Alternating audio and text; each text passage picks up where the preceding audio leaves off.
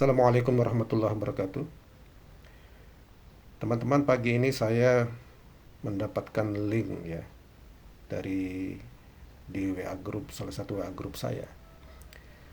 Link itu berkaitan dengan petisi dari adik-adik yang baru lulus seleksi CPNS, calon pegawai negeri sipil, kemudian seleksi PPPK, pegawai pemerintah dengan perjanjian kerja yang tahun 2024, yang mestinya mereka ini untuk CPNS itu sudah diangkat Maret 2025. Sedangkan pegawai pemerintah dengan perjanjian kerja itu mestinya sudah diangkat untuk periode pertamanya adalah Februari 2025, periode keduanya adalah Juli 2025. Tetapi kemudian 5 Maret kemarin ya, dua hari dari hari ini, Menpan RB dan Komisi 2 DPR RI itu sepakat untuk melakukan penundaan ya, pengangkatan. Jadi CPNS itu ditunda pengangkatannya menjadi Oktober 2025, sedangkan untuk pegawai pemerintah dengan perjanjian kerja ditunda 1 tahun menjadi Maret 2026.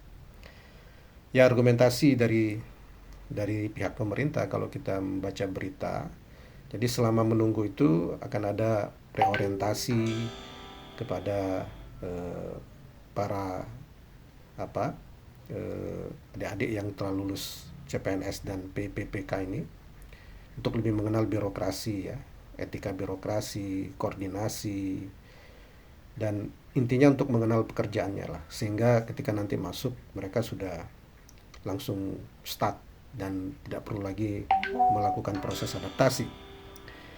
Ya, tetapi permasalahan pentingnya bukan di situ ya. Permasalahan pentingnya ketika pemerintah mengambil keputusan ini dengan DPR RI, mungkin saya berprasangka baik tidak memahami dan implikasi dari penundaan itu. Implikasi dari penundaan itu bisa merugikan pihak yang menerima yang telah lulus ini.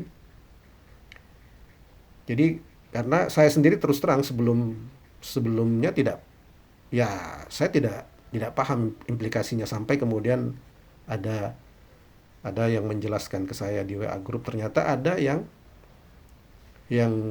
ya, karena ketika mereka sudah dinyatakan lulus mereka harus segera resign kan. Mereka harus segera berhenti dari pekerjaannya yang saat ini ya. Nah, resign dan berhenti itu kan implikasinya mereka tidak menerima gaji. Asumsinya kalau diangkat Maret 2025 mereka segera mendapat gaji sebagai CPNS. Tapi kalau ditunda Oktober, berarti mereka mendapatkan gajinya itu Oktober 2025. Nah, Maret sampai Oktober itu mereka statusnya adalah tidak memiliki penghasilan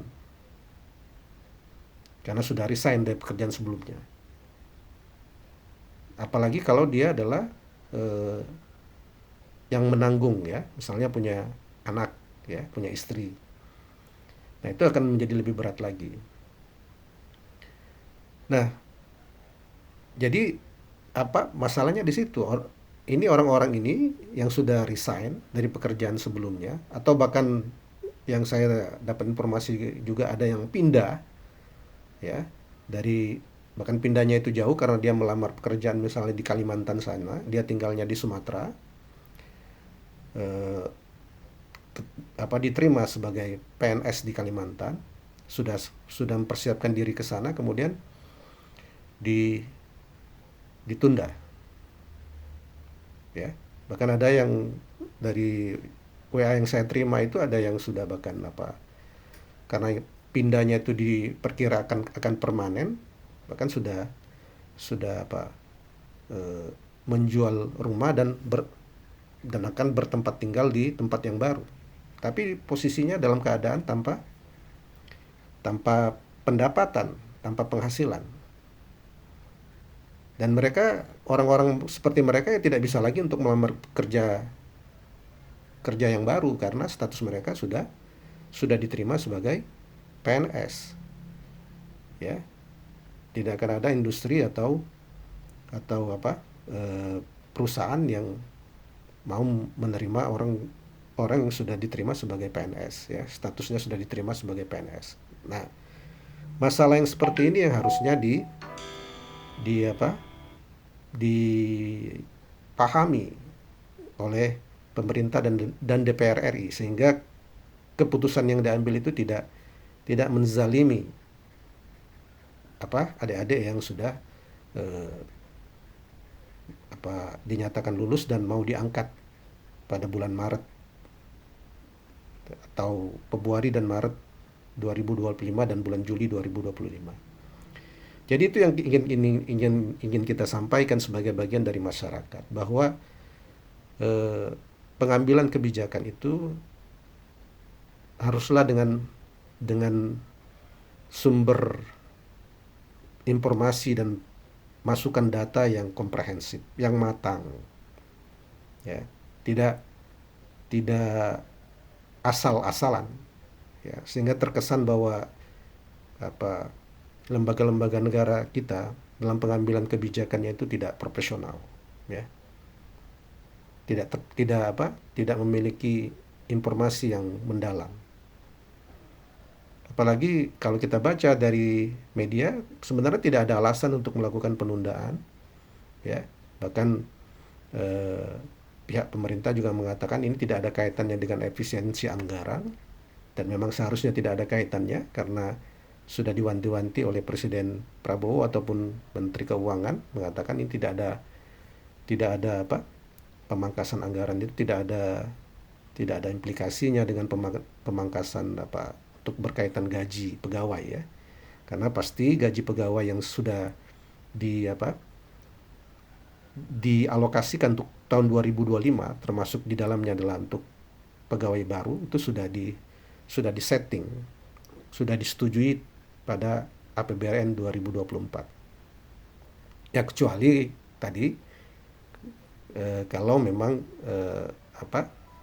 dampak dari efisiensi. Tapi kan pemerintah sekali lagi mengatakan ini tidak ada kaitannya dengan efisiensi. Oleh karena itu, kalau tidak ada kaitannya dengan efisiensi, ya, memang tidak ada alasan untuk melakukan penundaan sama sekali.